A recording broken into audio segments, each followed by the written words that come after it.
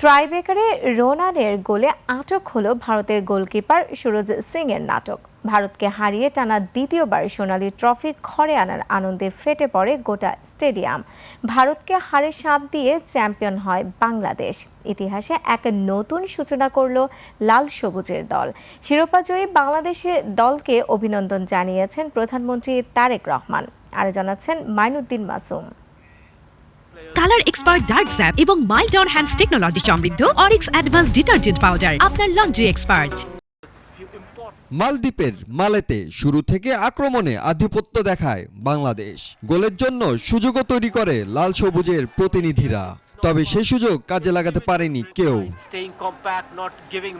গোলশূন্য ড্রতে শেষ হয় প্রথমার্ধের খেলা। বাংলাদেশের প্রাধান্য বেশি থাকলেও দ্বিতীয়ার্ধে ভারতের আক্রমণ ছিল বেশি। বল পজিশন ও আক্রমণ বেশি করলেও বাংলাদেশের রক্ষণ বা গোলরক্ষক মাহিনকে খুব বেশি ভীতি ধরাতে পারেনি কেউ।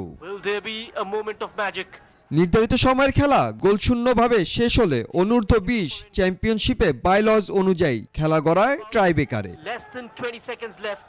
প্রথম শট ভারত মিস করলেও সফল স্পট কিকে এগিয়ে যায় বাংলাদেশ। চতুর্থ শট মিস করে চাপে পড়ে লাল সবুজের প্রতিনিধিরা।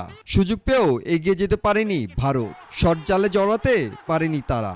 আর রোনানের পঞ্চম শটে গোল করে শিরোপা জিতে নেয় বাংলাদেশ। মাইনুদ্দিন মাসুম, 21 টেলিভিশন।